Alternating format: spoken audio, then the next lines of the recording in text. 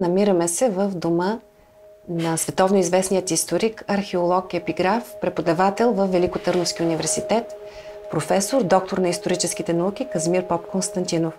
1972 година започвате разкопки край село Крепча.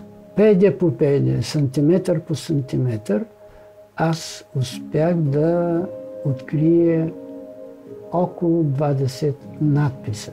Знакови открития, знакови проучвания.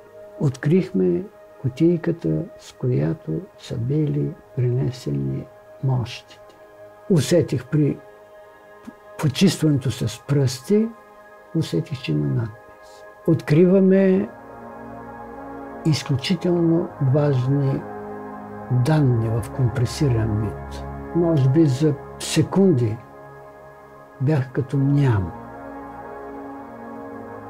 Отсреща Вера и Иван ме гледат и с разширени зеници виждат, че мълча.